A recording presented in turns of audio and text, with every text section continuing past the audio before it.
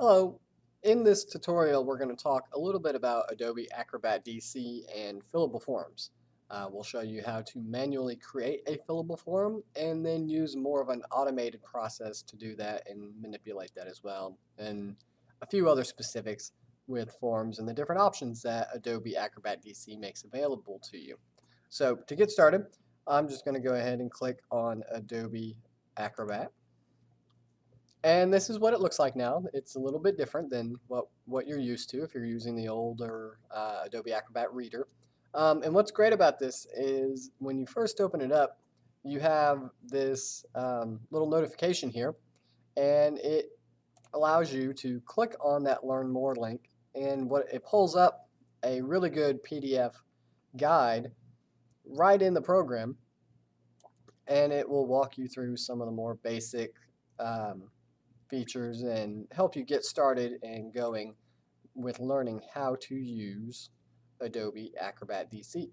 We're going to talk, like I said, specifically about fillable forms. But before we get to that, there's one other great resource that's good for you. There's a great beginner video on the Adobe website that gets you up and running. It's just a little over 4 minutes. And if you want some basics on how to get into using Acrobat DC, you can view those videos as well. And I'll include those links in the resources for this video. So let's get rocking and rolling. I'm going to go ahead and close this out. And we're going to start with a really basic form that a lot of you have probably used before or something like it, that's coming from a word processing program. So a lot of you have probably been emailed something like this before, asking you to fill it out and email it back, or mail it back, or return it in whatever way that you can. And that could be a lot of work involved. You could have to get this document, fill it out, print it out, sign it, and then scan it, mail it back, deliver it by hand. And it's that all that work really isn't necessary anymore. And with working with Word documents or any word processing program, if you come in here and you start moving things around, you can easily start to mess up the formatting and different things like that. Whereas with the fillable forms, it's a little more user-friendly, and it's becoming more and more common these days, and it's just easier to use overall. So, but before you can take a document like this and convert it into a fillable form, it needs to be in a PDF. And there's a quick way to do that. In Word now, you can actually click on File and choose the option down there that says Export, and you should be able to create right to an Adobe PDF. So if I click on Create Adobe PDF, it's going to ask you to save it. So I'm going to click Yes, and it is already in the directory that I wanted to go into. So I'll go ahead and click Save here as well, and it's actually going to open up directly in Acrobat for me. So here it is. I'll just back it out. I'll zoom out a little bit so we can see the entire form. And now it's time to get started creating this form. This is what the interface looks like now. We have some different tools along the top here, and then we also have some different tool menu sets over on the right panel. And to start creating these forms, or these fillable areas where people can fill them in, we're going to click on Prepare Form, and we're going to go through a little bit of a process. This specific form does not require a signature, so I'm just going to leave that unchecked. And then there's also a spot for Form Field Auto Detection is on. We can just leave that on. We'll talk more about that in a second. And I'm going to click Start. It's going to run it through. And it said there are no new form field annotations were detected. And that's based on this form, that's not surprising. That's why we're going to have to manually create them. So once I click OK, it opens up into our Prepare Form interface. We have some different tools here. You see if they've changed. You have some different tools on the top. We have a text field, we have checkboxes, radio buttons, and several other options. You can even throw in a barcode if you want to, if that applies to you. But what I'm going to do, we'll talk more about checkboxes and radio buttons here in a second on our second form, but I'm just going to simply add some text fields here. So I'll click on that tool, and I'll move down into my document here. And I'm simply going to click out and drag and create a text field there. And I'm just going to name this. And you can make it a required field if you want by just clicking required field. There it is. It turns red. And I'm just going to continue doing the same process. Pretty straightforward. Clicking and dragging out and creating these forms and naming it and spelling things incorrectly.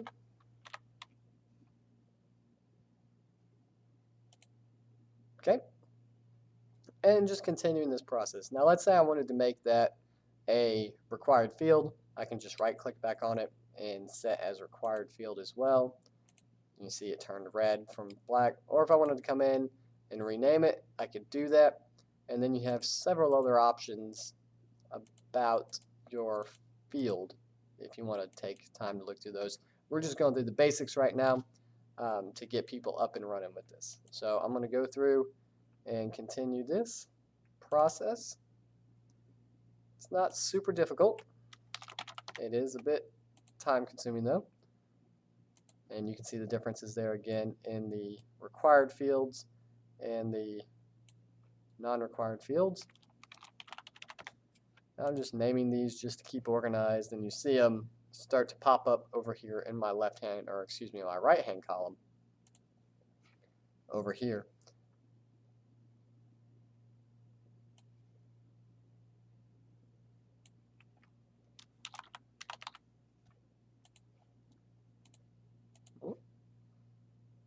So all of this is editable, just because I put it in right here right now doesn't mean I can't go back and change it later. I can just simply rename field and it pops back up for me.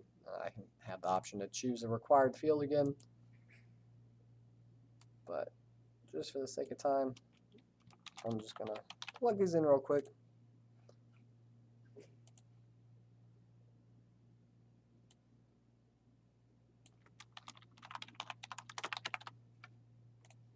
So it's really just the same process that I'm repeating over and over again.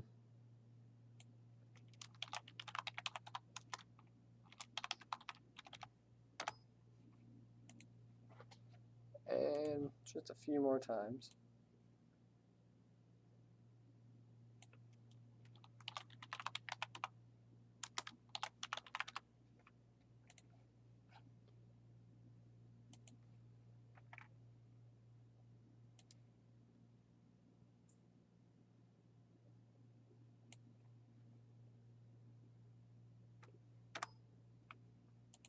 Okay. Oh, and I forgot to name that one. We can just put that in there as grade number. So we'll go rename field. There we go. And it's good to name things just to keep things organized. And that's pretty much it. You can click on the preview button over here. And now we have a nice fillable form where people can type their names right in there. And if you don't like that positioning right there, we can always go back into edit and we can change that. And you can spend all day just formatting it and getting things lined up exactly where you want, however you want it to go. And that's pretty much it. Last thing we do, we go to File, Save As, and I'm going to choose this directory. There it is, and I'm just gonna save that as fillable. So now this form has been taken from a standard Word document to a fillable form. Very straightforward. We're going to take a second look. We can go ahead and close this one out. We're going to take a second look at a form that was pulled directly pulled directly from the district website. And this is a pretty standard form. A lot of people, you've probably seen something like this or received something like this. Again, you would have to download this form, print it out, mail it back, or scan it and send it back. You need a signature. You can add an e-signature if your district allows for those. But this is pretty simple. This is going to be cool. You're going to like this. It's going to be a great time saver because we're going to go into an automated process that kind of detects the fields and even names them for you. And it's the same process we go through before. We go to Prepare Form. and we will, well, this one does require signatures, so we'll check that box, and then we will click Start. Now, what it's doing, it's going through and searching for any recognizable fields. And what it does, it identifies them and it names them based on the text that's nearby. And it pretty much almost does all the work for us. That's pretty good. There are a few things it missed. Right here under the emergency number, or out to the right of the emergency number, it asks you to notate whether it's a home number or a business number, and it missed those two boxes. So we can actually go in and add those little boxes in before we save it. All right, so we have a home number and a business number. Now we have all these different options, like a checkbox, okay? And checkboxes work great. They do. There we go. I'm going to add another checkbox.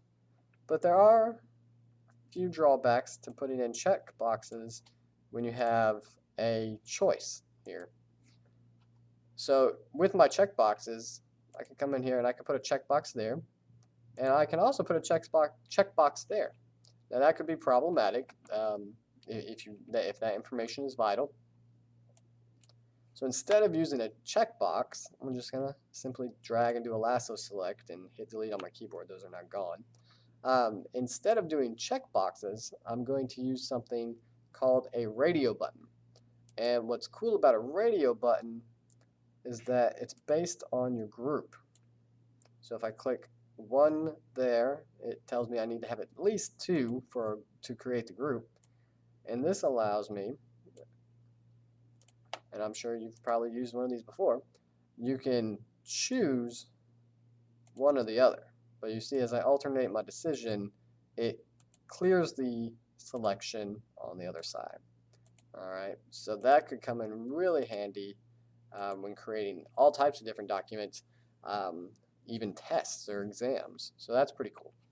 So I'm going to go back into edit mode, and my form is looking pretty good. So I'm just going to save it. File, save as, choose my directory that's already popping up here. And again, I'm going to choose this as Fillable, or name it as Fillable, and I'm going to save it. Now it's ready to be sent out for signatures. You can email it. There's some more automated processes within Acrobat that you can send it out right from the interface of Acrobat, but that's pretty much it. We may cover that in a different video.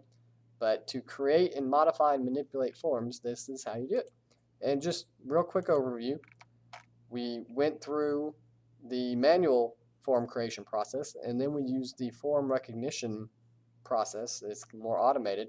And then with that, we still made a few manual adjustments to it as well after the automated process went through. So if we wanted to come in and manipulate any of these boxes, we could. We can change things up, but it saves us a lot of time with naming things and creating those boxes in the first place. So hope that was helpful. Hope you can take this information and apply it to forms that you're using, that you may have been using for years, and it can be time to update it. You may be trying to go to a paperless workflow, but fillable forms are very convenient, very useful. They save you a lot of time, and I hope this information was helpful. Thanks. Bye.